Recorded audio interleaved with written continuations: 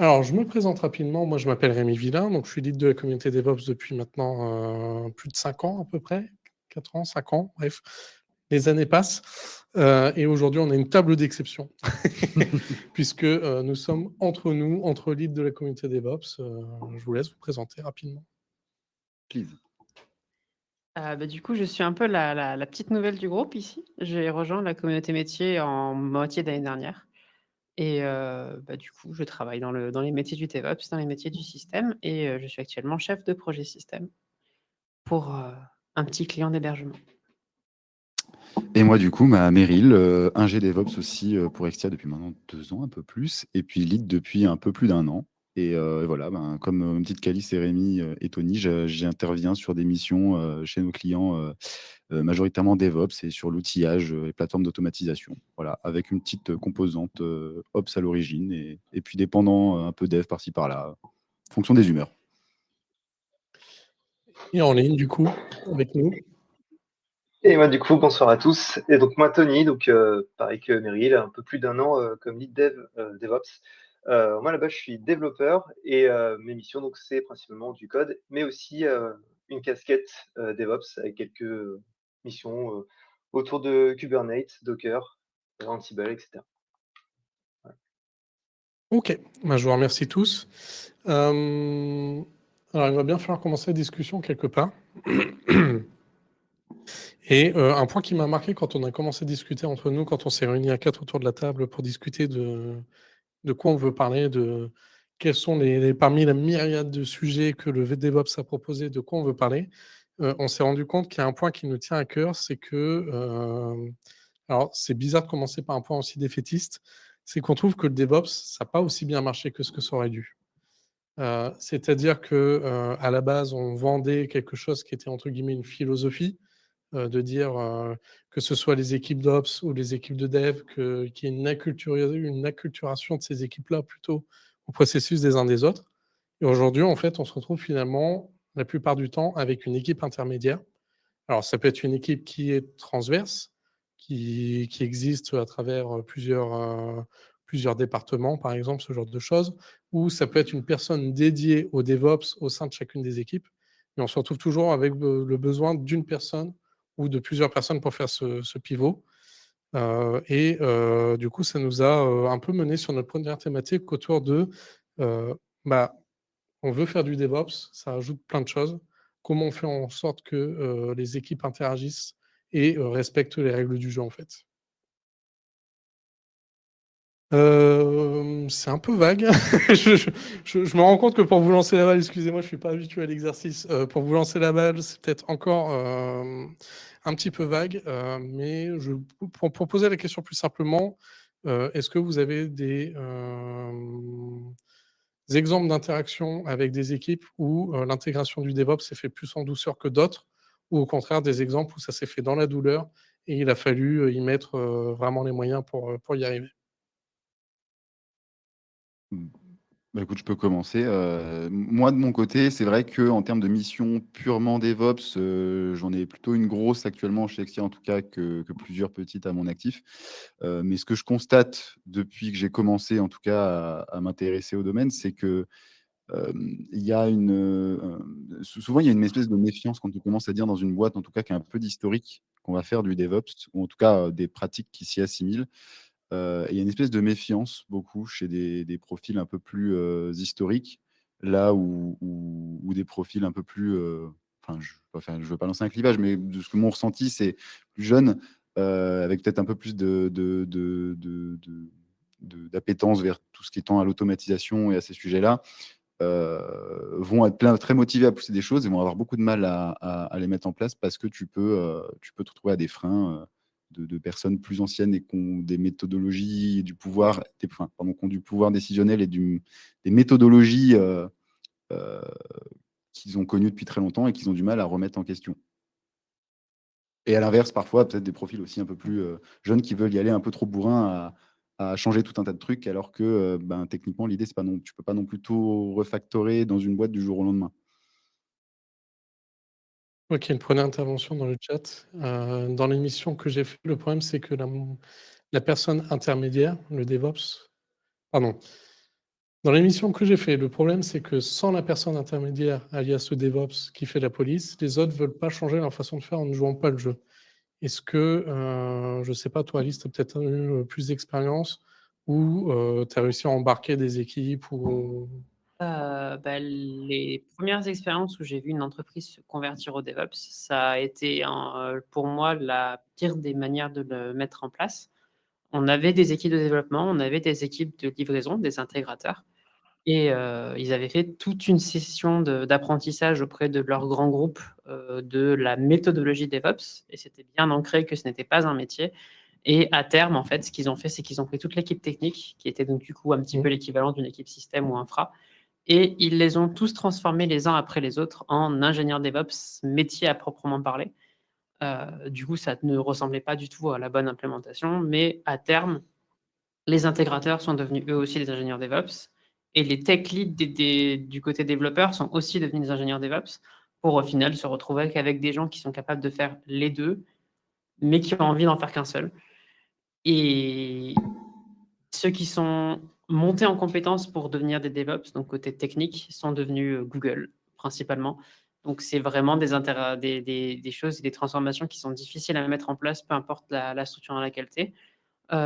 Aujourd'hui, dans les missions que j'ai pu avoir, il n'y a pas vraiment eu de bonne implémentation DevOps telle qu'on pourrait vouloir la mettre en place. C'est souvent extrêmement siloté, c'est souvent très difficile à envisager et on se retrouve souvent avec, une équipe ou un ingénieur pour tous les gouverner ouais. et c'est pas terrible. Après, est-ce que c'est pas un peu inhérent enfin, c'est, dans les propos que tu as dit? Ce que j'aime bien, c'est l'idée de, en fait, quand on a dit aux personnes: «Il faut que vous puissiez faire un peu de tout», bah, on voit qu'il y a une appétence naturelle plutôt pour le réseau ou plutôt pour le développement et on n'arrive pas à concilier les gens ensemble, quoi. C'est Et normalement, il y avait, toute la méthodologie avec mmh. le super cycle, hein, que je répéterai pas ici, pour, des raisons évidentes. Normalement, voilà. On a tout ce cycle-là qui remonte de la philosophie du le développeur sait ce qu'il est en train de programmer et l'ingénieur intégrateur, l'Ops, le système, sait comment l'installer, mais tous 2 ne savent pas du tout chaque Mmh. part du métier. Il y a eu donc dans cette première démonstration où j'ai vu des gens qui étaient capables de savoir comment ça s'installer en étant développeur et en le prenant très légèrement en compte, mais ça se faisait surtout du côté des tech leads que Ouais. du côté des développeurs. Donc au final, heu, la philosophie qu'on a amenée il y a des années en disant, «C'est une philosophie, c'est pas un métier», c'est devenu un métier par nécessité et autant ça fait un peu mal par rapport à ce qu'on voulait mettre en place, autant aujourd'hui on comprend un peu plus le besoin, Mmh. mais il faut voir où est-ce que ça va parce que, malheureusement, c'est un métier qui naît de rien et qui a besoin de faire ses preuves et de s'installer sur quelque chose et pour moi, il a passé sa vie à pas bouger. Ouais, je suis Tu vraiment entends d'accord. remuer, Tony si Excuse-moi, ouais. Excuse-moi, moi je veux rebondir sur, ce que dit, Alice, et même Meryl. C'est un petit peu le même genre de cas que j'ai eu, dans les différentes missions que j'ai pu avoir. Parfois sur des petites équipes où vraiment on était, comment dire?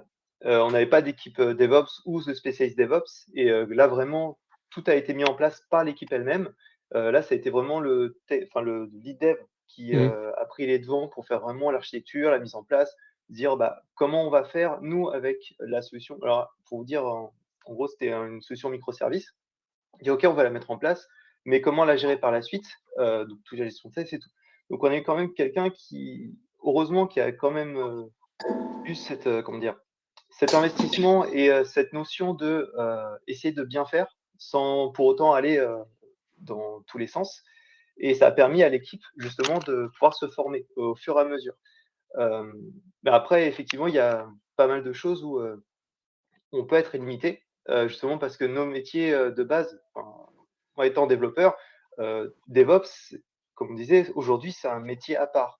Il y a quand même une notion qui est très vaste, enfin, dans cette partie-là, qui est pas forcément, comment dire? Facile à appréhender au premier abord. Donc, vraiment, c'est, enfin, concilier 2 métiers en même temps et heureusement, oui, c'est devenu un métier, DevOps.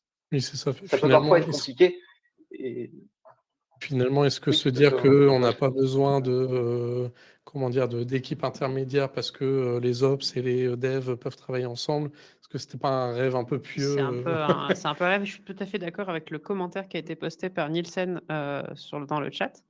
On a vraiment une grosse transversalisation de l'activité. On a beaucoup de micro-pôles, en fait, de micro-composantes qui se sont développées et qui ont tout intérêt à exister et qui sont même là et qui fonctionnent tel qu'on l'aurait souhaité dans la méthodologie d'origine, la philosophie d'origine. Et en fait, au final, on est parti de quelque chose qui aurait dû rester, qui n'aurait pas dû devenir une personne, et on en a fait des personnes parce que c'est bien plus facile d'avoir un intermédiaire, d'avoir les choses qui s'alignent, qui s'aplatissent comme ça. Donc oui, je suis tout à fait d'accord. Et je pense que, enfin, pour peut-être pas clôturer, si vous voulez rajouter après, je vous laisse quand même la porte ouverte, mais de dire, enfin, OK, ça marche pas aussi bien que ce qu'on aurait voulu, en tout cas, aussi magiquement que ce qu'on aurait voulu.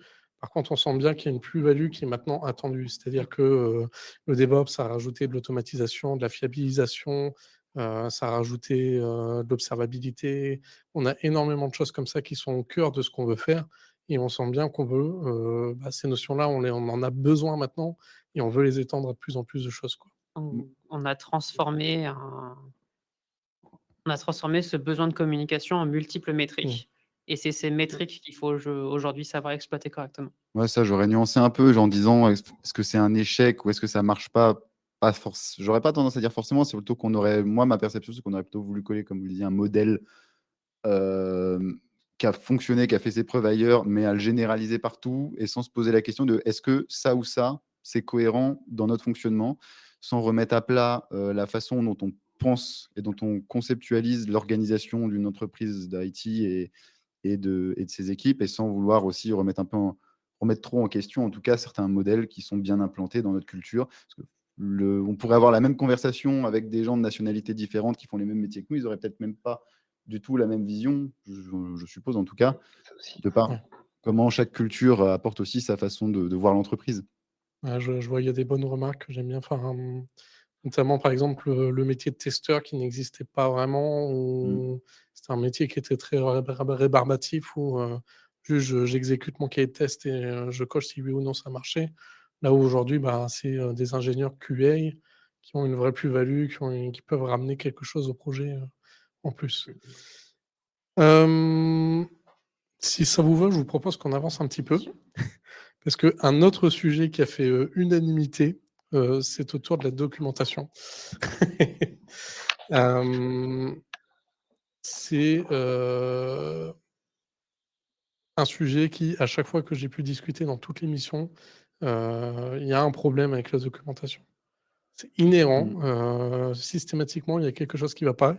Soit il y a trop de docs, soit il y en a pas assez, soit elle est pas à jour, soit on la trouve pas. Enfin, est-ce que vous avez, eu des situations où ça s'est mieux passé? Et des exemples de choses que vous voudriez mettre en lumière pour partager, on va dire des bonnes pratiques autour de la documentation et du partage de connaissances. Heu, Avant de faire quoi que ce soit, en état des lieux, la documentation, tout le monde la veut, personne la veut. Tout le monde veut pouvoir la faire, mais personne ne veut la maintenir.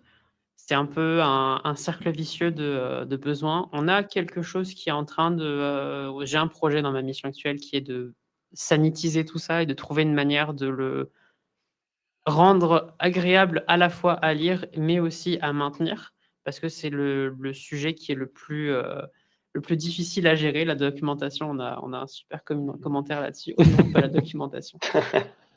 Mais en soi, la documentation en elle-même, c'est un sujet qui est très important. Quand on a, un turnover élevé dans une équipe, on est bien content qu'il y ait quelqu'un qui ait écrit quelque chose sur comment ça marche.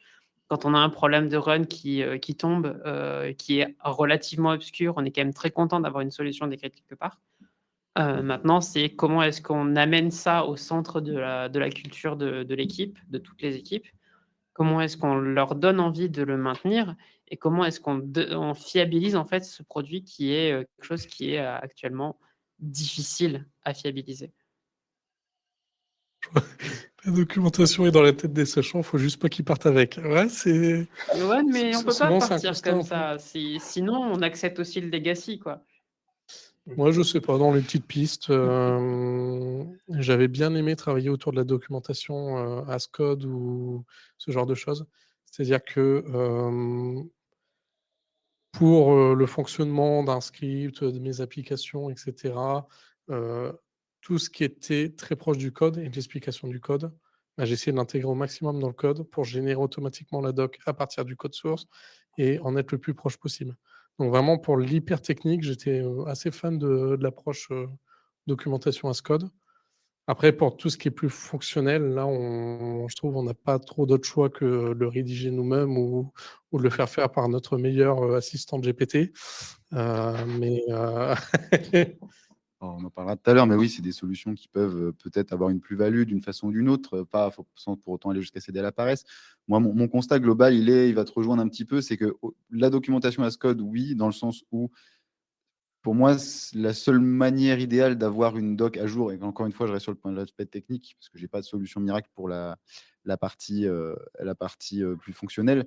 Mais sur l'aspect technique, en fait, tant que ta doc, elle est pas intégrée, que ce soit une validation ou que ce soit une génération automatique dans ta CI, bah, la doc sera, si tu forces pas d'une manière ou d'une autre les gens à mettre la doc à jour, elle sera forcément oubliée à un endroit ou à un autre.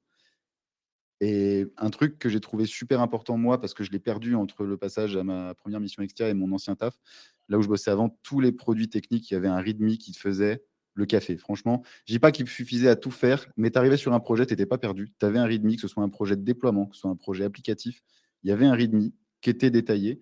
Et dans les pipelines, il y avait des checks pour vérifier que le ouais, README était plus ou moins tenu à jour. ouais. Et là, je l'ai perdu. J'arrive dans une mission où il y a 0 readme dans les projets. Ben, tu as 0 point d'entrée, en fait. La doc est éparpillée. Et le readme, c'est un très bon point d'entrée. Ça fait pas tout, mais pour moi, c'est un truc que j'aurais tendance à mettre beaucoup en avant. Je redescends un peu les commentaires. Donc, on a des commentaires autour des IA génératives. Je pense que c'est vraiment un des use cases où on attend l'IA avec le plus d'impatience. Après,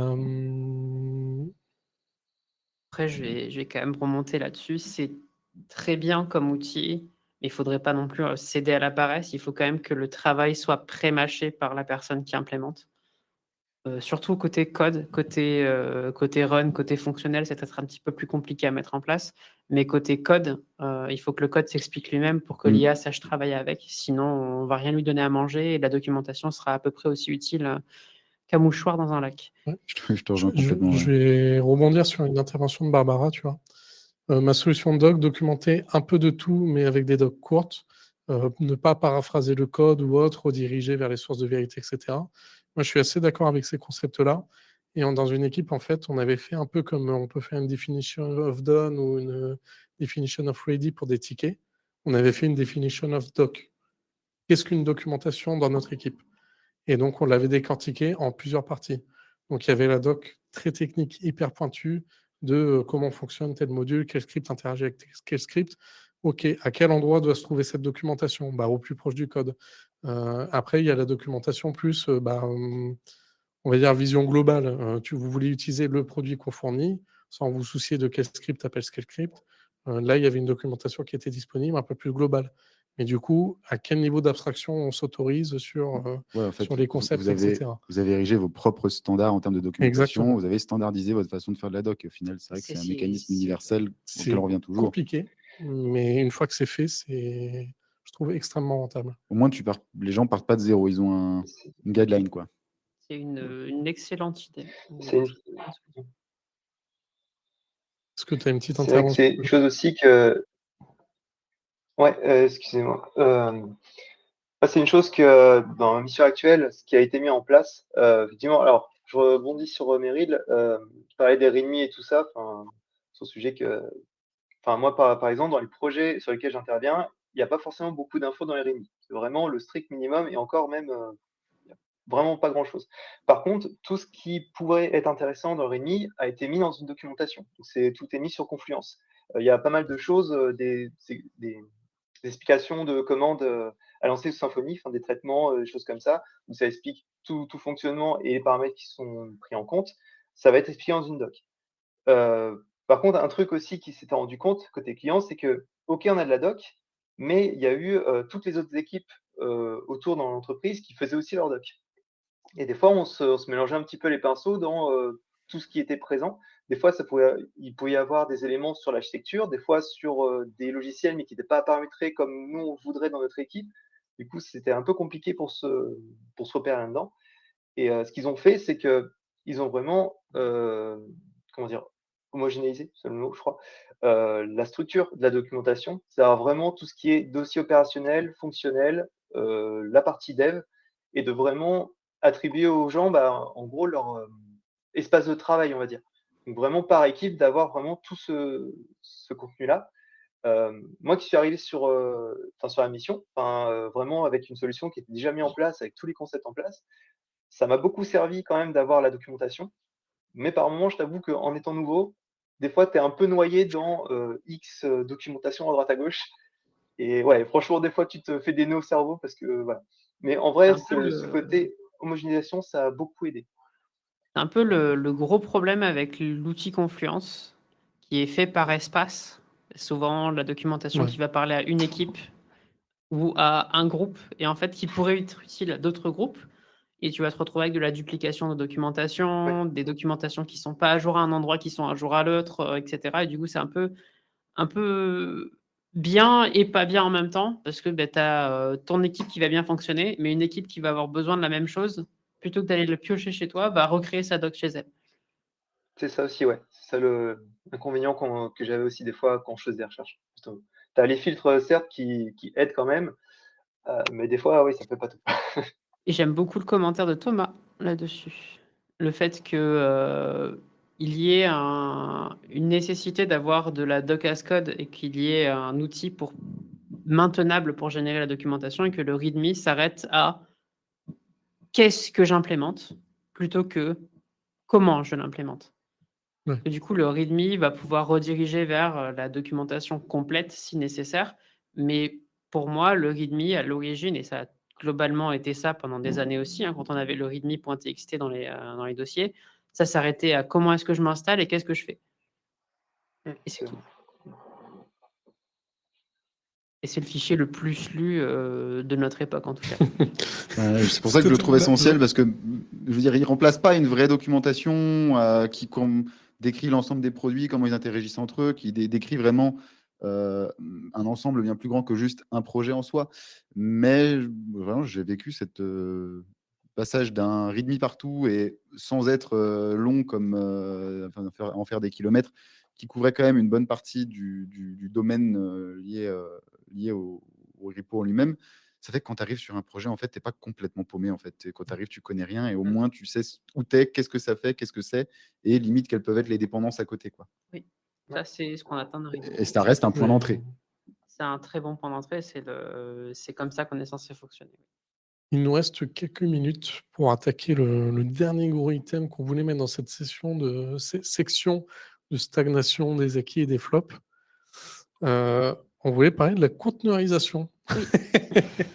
Parce qu'en fait, on s'est rendu compte que, bah, on va dire des années 2010 à 2020, c'était un petit peu la ruée vers l'or. C'est, la dockerisation, on a découvert ça, on s'est dit: «C'est fantastique, on peut faire tourner plein d'applications, super facilement, on peut les intégrer et cetera». Donc il y a eu le développement de tout ça, il y a eu le développement des outils, autour de ça et aujourd'hui, on est arrivé un petit peu dans un écosystème, autour de la conteneurisation qui, bah, se limite, bien souvent à un conteneur D, Kubernetes, Docker, OpenShift et tout le reste n'existe plus en fait. Enfin, tout le reste n'existe pas. Hem, est-ce que, vraiment et en plus, quand on en a discuté, on s'est rendu compte que Kubernetes, la plupart du temps, on pourrait faire un Docker Compose que ça fonctionnerait aussi bien. Oui, il y a beaucoup d'entreprises qui vont surtout entendre le nom, Kubernetes, et qui va très fortement leur parler parce que c'est le produit en vogue du moment en face de, OpenShift et cetera. Mais en soi, la plupart du temps, faut pas oublier quand même qu'un cluster kube, c'est, un minimum de 3 machines qui communiquent entre elles. C'est, une grosse architecture, et souvent les gens qui vont en avoir besoin, ils vont en avoir besoin pour 1 à 2 services. En fait non, vous n'en avez pas besoin, vous n'avez pas besoin de prendre un bazooka pour abattre une mouche. Donc, vous pouvez tout simplement juste monter votre petite machine avec un petit Docker Compose qui va faire les dépendances comme il faut et faire tourner votre application avec autant de disponibilité que vous en avez besoin. Et ça, c'est un petit peu le côté difficile, c'est que comme Cube fait tout facilement, la disponibilité, c'est bien, mais il y a du poids quelque part à baisser et Cube et OpenShift font un petit peu de l'ombre à tous les autres produits qui pourraient être très bien. On a Docker qui est en train de s'effacer progressivement. Pardon. On a non, je lis le chat aussi, hein. On a et on en a 2 autres, et là, je voudrais bien qu'on fasse notre premier sondage là-dessus. Est-ce que vous connaissez Podman ou Build.sh dans le coin? En attendant que vous répondiez un peu, On n'a pas un outil sondage pour. si on a un super outil sondage, mais alors là, du coup, si Nathalie est dans le coin, Ah ouais, elle doit être c'est en pas. panique. Non, C'est c'est Oh, pas grave. non Bon, du tout ben voilà. Podman, Podman, ça parle, alors mais globalement, le temps de la réflexion, je trouve qu'il y a aussi une réflexion, c'est que nous, on est passé un peu à côté du sujet, mais j'ai beaucoup aimé la réflexion de Quentin, autour du fait qu'on s'est posé déjà les questions des problèmes de ressources Kubernetes et compagnie. Et on s'est même pas posé la question des optimisations des images Docker qui est un peu passé à la trappe. oui, Oui, complètement. mais c'est souvent pareil, Aussi, hein, ouais. des gens qui prennent des images sources, OS complet, pour un outil qui en a pas besoin, qui pourrait prendre un Alpine Light, pour faire, 2-3 trucs dessus, Oui, c'est, puis j'ai l'impression aussi qu'on a beaucoup aujourd'hui, c'est assez intégré dans les automatisations, les CI, de dire allez, on va builder en intégration continue nos conteneurs. Mais je vois encore assez peu, alors peut-être que moi qui suis tombé au mauvais endroit, mais d'automatisme sur justement le contrôle de l'optimisation, le contrôle de la qualité des images. On en reparlera sans doute après, mais le contrôle de la sécurité aussi. Toutes ces thématiques-là sont pas encore, je ne dis pas qu'on les voit pas, mais je les trouve pas encore très bien ancrées, très bien assises dans les pratiques en standards. effet, non. Dans Mmh. les entreprises qui vont bien utiliser les gros systèmes un peu comme ça distribués de containerisation, en général, ils vont prendre des images qui sont déjà optimisées et ils vont pas trop réfléchir à ce qu'ils mettent dedans. J'ai travaillé avec, une entreprise de marketing en ligne sur une étagère d'images Docker où, pour le coup, on est parti de mastodontes de 4 à 5 gigas, pour des microservices qui doivent être installés à l'appel comme ça, à des images de 200-300 mégas et ça fait partie un petit peu des besoins du métier et ça fait partie des choses sur lesquelles on ne réfléchit pas beaucoup et qui sont pas souvent sur la table, en vrai. Alors je dirais qu'on serait sur du 50-50 entre ceux qui connaissent, Podman, Builda Doigt mouillé. et autres. Builda, visiblement, c'est un Bon, fantôme. Builda, personne n'en a parlé, tu vois? Je vais Voilà, être le seul à en avoir entendu parler, Podman, il existe un petit peu parce que, il fait partie de ces technologies qui sont un peu exploitées à gauche, à droite, notamment par Ceph, côté, stockage objet. Ceph a une structure qui est branchée sur Podman en général. Mmh. Donc il y a des gens qui en ont entendu parler, peut-être par là, peut-être ailleurs. Mais en général, les alternatives à Docker, parce que, Docker Swarm, c'est un petit peu en train de se noyer derrière, Kube qui a vraiment pris, le dessus. Docker, Compose fait très bien le travail pour tout le reste et au final, les conteneurs tels qu'ils sont, aujourd'hui, quand on parle d'un conteneur, en général, on va surtout parler de Docker. Ça. Et moi, et je ressens pas une volonté d'essayer de bouger plus que ça. C'est-à-dire qu'on s'est inquiété pendant des années des soucis de droit, de Docker, des images en rootless, il y a des thématiques de sécurité autour des images et cetera. Et en fait, tous les outils qui ont essayé d'apporter des solutions, on a dit: «Ouais, mais c'est chiant à mettre en place». Du coup, tant pis, on reste sur Docker, quoi. Il faut dire qu'il s'est tellement bien implémenté dès le départ que ça peut être dur à déloger. Il a fait ses preuves en plus. Docker a fait quand même pas mal de preuves où tu sais que c'est fiable quand même. Enfin, ton niveau, c'est très fiable. Oui, C'est quand vrai que c'est de vraiment. changer ou d'aller voir ailleurs, Ouais. c'est moins évident. C'est un petit peu comme, pour prendre au plus large, hein, l'installation de Windows, dans le marché Oui, aujourd'hui, hein. c'est ça, c'est exactement j'allais dire, c'est que il a cette image aujourd'hui d'être un peu historique qui fait que naturellement, chez tout le monde, même à qui ils n'ont pas des grandes compétences en containerisation, tu dis Docker, ça parle, c'est rassurant. À juste ou à mauvais Voilà. titre. Et je trouve aussi, on discutait un petit peu que tout ce qui est cluster Kubernetes, et cetera, on n'a pas forcément une grande maîtrise de l'outil. C'est-à-dire que souvent, il est sous-exploité. Mmh. On a commencé à trouver, les next steps, je pense notamment, on avait vu des conférences sur Carpenter ou ce genre Carpenter, d'outils qui font Keda de et compagnie. l'optimisation de cluster cube. C'est-à-dire qu'avec Kubernetes, tu fais de l'optimisation de ressources, ça tu fais de l'optimisation de l'optimiseur de ressources. Mais la marche, elle est encore loin vu qu'on sait déjà pas, vu qu'on a déjà pas «confiance» entre guillemets, typiquement, les promesses d'autoscaling, de Kubernetes, et cetera. Je les connais depuis que je connais l'outil, je les ai jamais vus mis en place parce que, les gens ont trop peur de créer et de supprimer des conteneurs à la volée, quoi. Là-dessus, Mmh. j'ai un des clients de mon client qui, qui a voulu mettre en place de l'autoscaling, qui voulait utiliser des termes Mmh. techniques, et cetera, et qui en fait, s'est mangé le mur parce que, notamment, sur leurs, requirements de déploiement, il y avait pas de request et il y avait pas de limite. Donc l'autoscaler, il savait pas où se mettre, du tout, et ça fait partie des éléments qui, définissent Ça, un écosystème proprement. Donc l'autoscaling, ça existe, mais je pense que ça fait partie de ces gros mots que personne ne sait exploiter. Oui, puis est-ce que les gens, je pense, j'ai l'impression qu'il y a un coup, comme on le disait un peu tout à l'heure, ça va avec ce qu'on parlait depuis tout à l'heure dans le global au niveau du DevOps en général. Il y a un peu une volonté d'aller là avec ça, avec tel outil, parce que à côté, ils font tous comme ça et on a peur de rater un wagon. Mais en fait, enfin, ou en tout cas, les gens se posent vraiment la question de pourquoi on le fait et est-ce qu'on en a vraiment le besoin, quoi. La réponse n'est pas forcément non, mais pourquoi est-ce qu'on va tous vers la même techno parce que ça a marché à droite et on se dit que ça va marcher chez nous? Ça va répondre à nos problèmes.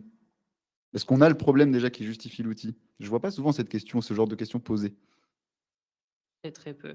Tu vas le voir quand le problème vient d'un ingénieur, plus que quand il vient du marché ou du métier, en général. je vais vous proposer qu'on avance. Toujours le besoin avant l'outil, N'est qui n'est qu'une qu'une bonne question. ah! Le chat Je me suis fait nous a pranked trahis. ou je crois que je me suis fait pranker. OK, on va avancer. Ouais. Tac. Ça arrive, ça, Est-ce Amaury. qu'on doit se poser des réflexions sur les outils de cloud computing basés aux US, considérant l'état actuel international? Excellente question. On en a un Et petit ouais, peu parlé, c'est vrai que autour de la En table off, juste avant là. Hem, on peut aborder la question, elle n'était pas dans le planning, mais on peut si ça en intéresse, écoute, après, avec. on avait un point cloud. Ouais, on a un point C'est cloud, on peut on en avait un parler un point peu. cloud, On peut bifurquer sur le point cloud, plutôt que bah, sur là où ça bouge, hein, en rapidement, soi. histoire de drop un peu l'information qui était de dire, on a des clouds qui commencent à se réveiller, à se dire, «Ça serait bien qu'on soit interconnectable et réellement tel que la promesse du cloud, tel que c'était initialement, quoi». C'est-à-dire que moi, quand on m'a vendu cloud, c'est, tu arrives, tu poses tes ressources, tu n'es pas content, tu les prends, tu les déplaces, tu les mets dans un autre cloud. La réalité du terrain, c'est que ça n'existe pas. Et là, aujourd'hui, je trouve que la question, elle est plus que pertinente de, la portabilité d'un cloud à l'autre. Est-ce que ça serait pas aujourd'hui je vais pas dire le facteur numéro un, mais à étudier quand on intègre un cloud? Si, surtout un cloud privé. Ça, on a longtemps parlé sans jamais que ça impacte beaucoup les esprits. J'ai trouvé de coûts de sortie quand tu choisis une solution, un hébergeur, un fournisseur de services. Quel est le coût de sortie de la solution que tu as choisie? Et souvent, on le dit, on en parle beaucoup, mais je vois pas. Encore une fois, je vois pas, j'ai pas souvent vu cette question posée. Et du coup, je te trouve très vite enfermé dans ce qui a été longtemps et qui est toujours un peu la mode des écosystèmes. Tu investis chez tel provider, en fait, qui a tout son petit écosystème pour te faire te sentir bien. Mais le jour où tu as une frustration, bah, sortir un élément de là, ça devient le chaos. Et on en parlait, mais on voit des petites tendances, notamment je suppose que c'est ça que tu voulais aborder initialement, Mmh. le papier, Ouais, vas-y, vas-y. Ouais. l'annonce de Google et GCP, donc qui est AWS, d'établir un peu ensemble une forme de standard pour permettre l'interopérabilité, surtout niveau réseau des deux clouds. Va un peu, casse un peu cette dynamique. On a des trucs comme ça qui cassent un peu cette dynamique, je trouve, de fermeture d'écosystème et d'emprisonnement. Sans doute parce que les utilisateurs, il y a une demande aussi qui qui s'est pas amoindri de la part des consommateurs. Le sujet d'Amaury à proprement parler, je pense qu'on va essayer de se le garder de côté pour quand on va parler de l'IA. Ouais. Il y a beaucoup de choses à dire là-dessus pour pas faire un mauvais jeu de mots. Mais, ça va y toucher aussi, étant donné que la plupart des modèles qui sont globalement utilisés sont aussi aux US. Le marché, il est aussi aux US. Et au final, nous, on ne fait que quasiment manger au râtelier des États-Unis sur la technologie. C'est ça. Et c'est un peu. Alors que finalement, un je peu trouve qu'on a compliqué. une compétence, enfin, on a des alternatives qui existent, françaises, européennes. Et, Notamment dans le cloud web, pour parler de choses un petit peu chauvines dans le coin, il y a l'hébergeur Clever Cloud qui est nantais Mm. et qui fait même du GitOps placé en intégration continue avec toute la plateforme web qui est intégrée via un repo Git. Ouais, ils font des trucs assez avancés, hein. Tu entends parler quand tu les suis sur les réseaux. Ils sont très, très, très, très avancés par rapport à beaucoup d'autres, hein, sur leur Malheureusement, réflexion. si tu n'es pas dans la niche, tu les vois pas sortir et tu les vois pas venir. C'est-à-dire qu'on a un gros vivier de compétences et de talents globalement en Europe, mais que souvent, ils s'expatrient. Et donc, du coup, en fait, on est très bon pour produire. D'ailleurs, j'entendais le patron, peut-être plusieurs à l'avoir entendu, cette fameuse intervention, je ne sais pas où il l'a faite, du patron de Clever Cloud, qui disait qu'en fait, en France, on a beaucoup su faire en France et en Europe généralement, on a beaucoup su faire monter de services d'infrastructure, mais on a complètement délaissé le software par-dessus. Que ce soit pas forcément le software très proche de l'utilisateur, mais ne serait-ce que le software de gestion, d'orchestration. On a très peu aujourd'hui développé ça chez nous, ce qui fait qu'on n'a aucun cloud provider aujourd'hui qui nous permet de faire l'équivalent en Europe d'AWS ou GCP ou Azure. Ouais. Parce que non pas qu'on n'a pas l'infra, on pourrait l'avoir, on a déjà beaucoup d'infra disponibles et de services et de solutions, mais on n'a pas le software qui va par-dessus qui permet de remplir les mêmes Et puis, est-ce qu'il n'y a pas demandes. un problème fondamental de le cloud, ça coûte extrêmement cher, et que si tu n'as pas une logique d'échelle dès le début, tu peux te retrouver piégé. Je Totalement. pense notamment, à un moment, c'était les PC Shadow, qui avaient un peu la cote où, pour 10 € par mois, tu pouvais avoir ton PC en ligne, juste tu te connectais à une interface et tu avais accès à un PC qui avait des capacités extrêmement viables. Sauf qu'en fait, ce truc-là s'est un peu cassé la gueule parce qu'ils en ont vendu, enfin, ils en ont vendu assez pour que ça leur coûte très cher, mais pas assez pour revenir sur leur modèle. Et du coup, si tu as pas, AWS qui vient en te disant: «Non, mais comme toi, tu es une grosse entreprise, je te fais des super réducs de 40 sur ta facture à la fin de l'année. Est-ce que tu peux te permettre d'aller voir un cloud un peu plus petit, qui lui va te dire: "Bah ouais, mais moi si je te facture pas, je peux pas faire manger mes gens à la fin de l'année"?» Shadow, Stadia, il y en a pas mal là-dessus qui se sont cassés la figure sur le cloud computing. Stadia, c'était un bon exemple aussi. Ouais. Vous avez vos reliques à la maison, elles valent pas Mais cher en ce moment. je repensais vraiment à Shadow parce que c'était vraiment ils ont coupé les inscriptions en disant: chaque personne qui continue à s'inscrire, c'est de l'argent qu'on perd, on peut plus en fait. Enfin, Ah, on s'intéressait aussi au problème un peu plus sous-jacent des modèles économiques de tous les ce qui est service. Et un service, bien souvent, malheureusement, le prix d'appel, il est pas cher au début parce que on engrange. Après, il faut être capable, faut engranger de l'utilisateur. Et après, il faut être capable de rentabiliser ce modèle aussi, quoi. ouais. C'est toujours l'éternel problème là que Maurice soulève. C'est que, pourquoi là aussi à la base beaucoup d'entreprises ont voulu partir sur cloud, c'est parce qu'ils en avaient marre de faire de l'infogérance, de leurs infrastructures. Il y a l'infogérance, il y a le legacy qui se construit et l'une des solutions pour certaines entreprises de fuir le legacy, c'était de partir vers le cloud parce que ça force une modernisation. D'un coup, ta petite base de données Oracle Linux 5, elle passe plus trop dans le cloud parce qu'ils n'ont pas les images correspondantes. Mmh. Et voilà. Dans les grandes thématiques où on trouve que ça bouge beaucoup, il faut s'y intéresser. On va enchaîner un petit peu. On va passer sur tout ce qui est GitOps. Moi, depuis que je suis tout petit enfant, non, depuis que je fais du DevOps, on m'a dit la saint graal, c'est le CD. C'est, d'avoir une application qui se met en ligne, Sitôt que, les tests sont passés, hop, l'application, elle se met à jour en ligne, perpétuellement et il y a pas besoin d'intervention humaine. Heu, Pourquoi je dis saint graal? Parce que c'est quelque chose que, moi j'ai jamais vu. J'ai voilà, dans toutes les entreprises de plus ou moins grande taille que j'ai fait, il y a toujours besoin d'une intervention manuelle et par contre, ces dernières années, je trouve que, si on n'y est pas encore, on n'a jamais été aussi proche de pouvoir le faire. On n'est pas trop loin, mais il y a toujours ce souci de confiance, Les les quelques petits pourcents qui restent. c'est un peu compliqué. On a des super outils qui arrivent, hein. Il y a du FlexCD, il y a ArgoCD. Je pense que ça peut parler un peu plus de monde, ArgoCD. On a fait quelques super meet-up sur le sujet précédemment. Voilà, ça parlera beaucoup plus à d'autres personnes là-dessus.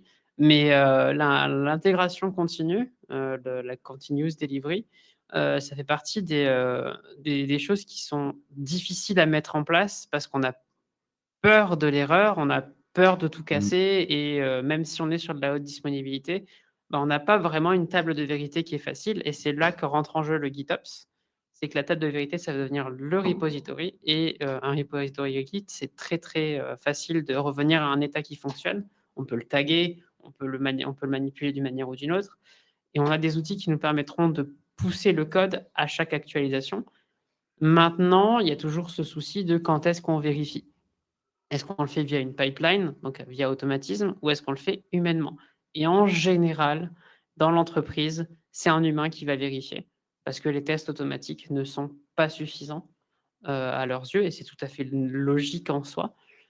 Mais du coup, ça va donner des systèmes un peu compliqués à mettre en place. J'ai trouvé une implémentation qui ressemble presque à ce qu'on voudrait, à quelque chose près, qu'il y a toujours un humain qui vérifie. C'est un système qui est basé sur, un ensemble de tickets. Les développeurs vont, produire leur application, elle va être déployée sur la qualif. Puis ensuite, il va y avoir 2 tickets de change qui vont être mis à 1 semaine d'intervalle l'un de l'autre. Le premier pour la pré-production, sur lequel on va déployer automatiquement sur les environnements de pré-production et il va y avoir un contrôle manuel de l'équipe métier sur la pré-production et la semaine d'après, à l'échéance pour la production, si le ticket de pré-production n'est pas clôturé en état résolu avec test OK, le déploiement automatique de la prod ne se fait pas. Par contre, si c'est le cas, le déploiement automatique de la prod se fait et les tests auto suffisent à clôturer le ticket. Donc c'est la seule implémentation CD que j'ai connue. Et c'est un peu, il y a toujours ce problème de, bah, l'humain doit passer derrière. Et ça, je trouve ça beau quand même parce que, du coup, on peut comprendre la contrainte de on n'a pas non plus envie que le service se mette à jour à n'importe quel moment de la journée ou de la nuit et d'avoir quand même une planification de la montée de version, ce genre de choses, quoi. Oui, mais Mais après des automatismes avec plage de maintenance et plage programmable, ça se fait, ça se voit. Il y a toujours ce besoin de tester. Je pense pas que ce soit ça qui bloque le plus le moment, enfin, c'est mon avis personnel, mais c'est pas ce que moi je ressens. Vraiment, comme tu dis Alice, j'ai son, constat qu'on n'a pas on préfère faire confiance à un humain, quitte à rajouter des actions manuelles pendant le déploiement, même ce que j'ai pu voir. C'est-à-dire qu'on se dit: «On fait des chaînes de déploiement automatisées, mais on va quand même mettre un humain qui va faire des actions manuelles histoire d'être sûr». Alors que techniquement, quand il faut déployer sur des environnements où il faut par exemple déployer, 10-20 clients, applications d'un coup, un opérateur humain qui fait 10-20 fois la même tâche, il a plus de chances de se tromper que, une chaîne automatisée qui fait 10-20 fois la même tâche. Et c'est là que rentre en compte, en fait, la distribution de ta chaîne. Tu peux tout à fait avoir un début de déploiement sur un environnement. Le test, il se fait là et après il déploie partout. Et c'est ce qui est globalement fait en général et il y aura forcément un planton parce que la configuration de ce client planté C'est en ça, plein il y milieu du a Poitou qui est toujours toujours tout des dans son problèmes de coin, standard. je trouve que, au et niveau comme des il tests, il y a souvent des gros problèmes d'interdépendance entre les environnements. Je voyais des tentatives de résoudre ce problème-là en disant, quand toi tu développes une nouvelle version de ton application, tes plateformes de dev, tes plateformes de qualification sont clientes à la production des applications sur lesquelles tu vas être dépendant. Pour, directement pointer, pour éviter justement les problèmes de, bah, on est en train de faire 2 mises à jour de version un peu parallèles, tu vois? Parce que souvent ça c'est un des gros freins aussi aux mises à jour, on va dire automatiques et à cette idée de pouvoir le faire automatiquement, c'est que bien souvent, on se retrouve à s'embarquer dans des projets où on va devoir attendre qu'une autre équipe intervienne ou que tout le monde mette à jour le standard en même temps, et on est, je trouve parfois entre guillemets «trop gentil» en disant: «Bah, on doit attendre que tout le monde soit à 100 avant d'y aller», là où si on mettait une politique de, vous utilisez la production des autres, bah, théoriquement, vous avez pas besoin d'attendre que les autres équipes font leurs travaux. Enfin, c'est leur prod quoi, c'est censé tourner et si vous avez des problèmes avec leur prod, Oui. Le commentaire de Barbara est globalement le commentaire habituel en entreprise, hein. Pour le coup, c'est vraiment, bah, les tests métiers, des fois, tu peux pas les automatiser. Et là, j'ai pas beaucoup de réponses côté système, mais j'en aurais plein côté développement, techniquement. Si tu fais des plateformes ou des outils qui sont drivés par API, il n'y a rien que le métier ne peut pas faire. Enfin, il n'y a rien que le métier peut faire que la machine ne saura pas faire. Tu pourras faire des cas de test automatisés, voilà. Et c'est quelque chose qui fait partie des besoins de notre univers, de mettre en place des API sur tous les outils. Parce que ça nous permettrait de nous rapprocher encore plus qu'on ne l'est aujourd'hui de la CIDI.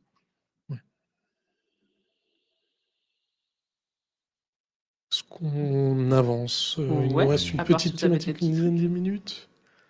Est-ce que on a fait le tour des super progrès Je pense que c'était principalement, ce dont on voulait parler, ce qui bougeait? Il y avait le cloud avec le multi-cloud qui s'approche enfin, et GitOps les qui GitOps, grandit, et la CIDI qui s'approche à grands pas, mais c'est pas encore ça. On tend vers, sans jamais l'atteindre pour l'instant. Des bons termes mathématiques, j'aime bien. Du coup, j'étais en train de bloquer sur le asymptôme, tu vois? J'étais en train de chercher le mot symptomatique.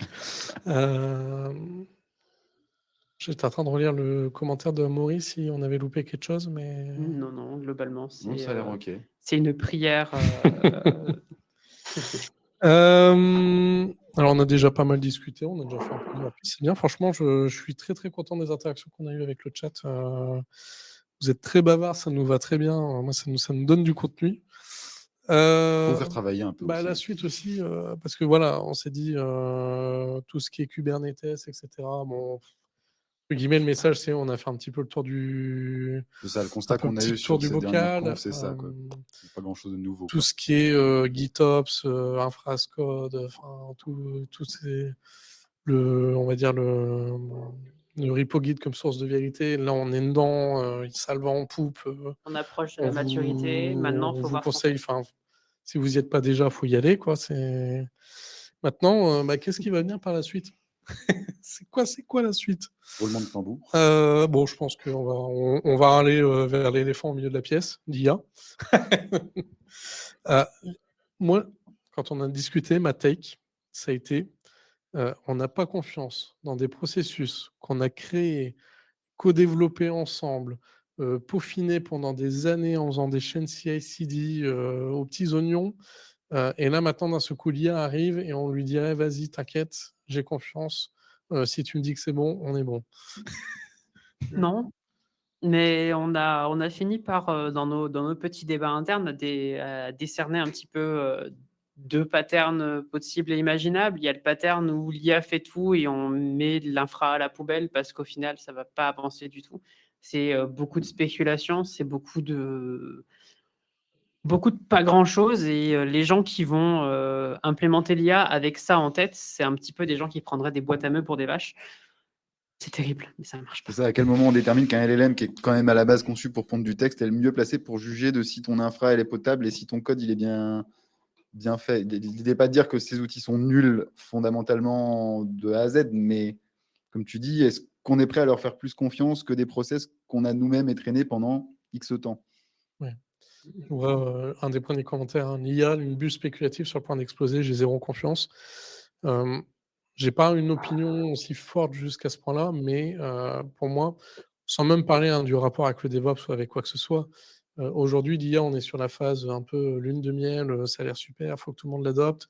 Heu, On n'est pas encore sur la phase, on va calculer combien ça coûte et combien on va refacturer. On est déjà sur ça Mmh. et ça marche pas très bien quand même. Il y a pas mal d'entreprises qui prennent une Pour énorme moi quantité de tokens et qui se chient dessus quand ils ont fini de les utiliser et on a beaucoup de startups qui coulent avec l'IA et cetera. bah, pour moi, Mais on est bon, on est dans les modèles agressifs. Par exemple, Microsoft Copilot, ça coûte pas cher. 30 € par mois, c'est pas cher. Viens, apprends à l'utiliser. Apprends à ne faire plus comme ça, tu as l'habitude de l'utiliser, tu ne fais plus que ça et le jour où on va te dire: «Bah non, finalement, pour que ce soit rentable, c'est 150 € par personne par mois». Bonjour Netflix. Voilà, typiquement, c'est le modèle américain exactement, comme tu dis, c'est le modèle américain de on envahit un marché avec un prix bas, comme Netflix a pu le faire On fonctionne à perte et jusqu'au moment où on a une masse critique d'utilisateurs qu'on peut exploiter à plein potentiel. hein, quand tu sais que si tu entraînes une IA toi-même en lui donnant la croquette, à ce moment-là, elle est à peu près stable. Mais à partir du moment où tu as une IA qui apprend d'elle-même, se donne elle-même la croquette, elle peut faire n'importe quoi. Prendre un exemple simple de recherche en laboratoire, reconnaître un vin et son millésime à partir d'un commentaire de goûteur, ça a été quelque chose qui a été, fait dans les laboratoires de recherche et la résultante après 6 mois d'auto-entraînement de l'IA, c'est qu'elle était capable de vous dire que le Coca était un Margaux de 2016 sans aucun moyen de lui dire que c'était pas le cas et même en lui retirant la croquette et en lui représentant le commentaire, ça ne passait quand même pas. Ça fait partie de ces éléments-là où, en fait, ça montre qu'on ne peut pas donner les clés de la voiture à une IA et le nom technique, de donné au LLM de Microsoft Copilot, c'est ce que ça doit rester, un outil à côté qui t'accompagne dans quelque chose, mais qui ne produira jamais de produit fini. Et vraiment, pour moi, la bonne vision de l'outil IA, c'est quelque chose qui t'accompagne, c'est quelque chose qui va t'aider à atteindre quelque chose, mais c'est pas quelque chose qui va atteindre quelque chose à ta place. J'ai plus l'exemple concret, mais effectivement, j'ai le souvenir d'avoir entendu un exemple d'une boîte qui aurait donné trop de confiance à son LLM favori sur son infra et résultat, parce que c'est joli, elle peut te taper des commandes aujourd'hui sur tes serveurs, mais sauf qu'ils se retrouvaient avec une base de prod supprimée du jour au lendemain. Ah! C'est Là l'agent qui désinstalle tout. là, tu espères que ta politique de backup, elle fonctionne bien. Et c'est vrai que même, au niveau là, je parle au niveau du développement, quand tu demandes à une IA de faire, un programme, enfin un logiciel ou que sais-je, bah, quand tu commences à partir sur du fonctionnel spécifique où, vraiment là, tu vas avoir des cas qui concernent, bah, l'humain en fait, l'utilisation de l'outil et cetera, enfin les cas particuliers selon les métiers, bah, là, ça va être plus compliqué à avoir quelque chose de précis et de bien, formaté, enfin bien codé que fait par un développeur, humain, quoi. Donc c'est comme disait Alice, c'est vraiment garder ça comme un outil qui va t'aider à, on va dire, avoir peut-être une structure ou avoir des pistes, mais alors de là à donner tout, à manger à l'IA, c'est peut-être pas forcément la Ouais. meilleure chose Ouais, à puis faire. moi, je Pour rebondirais bien l'instant. sur un. Excuse-moi, Tony, tu avais peut-être pas terminé. Non, c'est bon, j'ai fini. Moi, j'aurais aimé rebondir sur un commentaire qu'on avait tout à l'heure, c'est la doc, c'est dans la tête du vieux sachant qui a 20 ans de boîte. Bah, si on en arrive à des cas comme ça, c'est justement parce que tu as des gens qui développent des produits et qui du coup les connaissent très bien. Alors, ça n'exclut pas qu'il faut de la doc, mais si demain tu fais construire tout ton software et même gérer une partie de ta plateforme avec de l'IA, en fait, elle est où ta connaissance de tes produits, de ta connaissance technique, de ton SI, de comment ça fonctionne? Et est-ce que tu peux faire confiance à une IA sur le long terme pour t'affranchir de cette connaissance? Aujourd'hui, Ouais. il semble plutôt dire que non. Les faits semblent plutôt dire que non. Ouais, Donc là, globalement, enfin, autour de la table, il y a plutôt un consensus de dire, l'IA en tant que Big Bang, ça n'arrivera pas. on espère que ça Enfin, n'arrivera pas. est-ce que c'est un souhait ou pas? Mais c'est là qu'on va rebondir un petit peu sur les propos qu'il y avait eu un petit peu plus tôt, d'à savoir, d'être souverain un petit peu Mmh. de ce qu'on est et de ce qu'on fait et surtout d'essayer de s'émanciper de, ce qu'on appelle les GAFAM, hein, finalement, donc les entreprises un petit peu américaines qui, sont actuellement le modèle pour toutes les entreprises qu'on fonde depuis des années maintenant. Mmh. Même des startups qui essayent de faire semblant d'être, autres, différentes, elles vont s'accrocher au modèle américain qui va faire exactement la même chose. Donc il faut essayer de se détacher un petit peu de ces entreprises qui ont de l'argent et qui peuvent s'amuser à faire n'importe quoi, hein. Microsoft investir quelques milliards de dollars dans l'IA et faire exploser le marché de la RAM, voilà.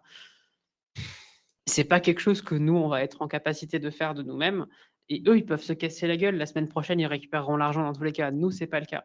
Et c'est pas juste une histoire d'argent, c'est pas une histoire de quoi que ce soit, c'est, il faut pas oublier que avant tout, c'est notre produit.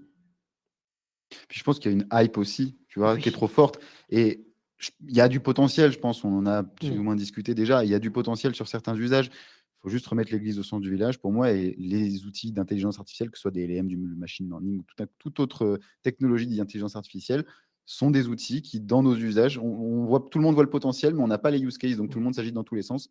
C'est des outils qui doivent trouver leur place. La L'avis maintenabilité d'un autour de la code. table, c'est qu'il n'y aura pas de bouleversement du métier de DevOps. Même des gars qui Mais ont par été. contre, on est Si plutôt on d'accord que ça serait une adoption en filigrane à travers les outils qui, eux, C'est vont ça. petit à petit intégrer. Ça, c'est la très, très bonne, la bonne vision et celle qui est la plus haute, la plus hopeful.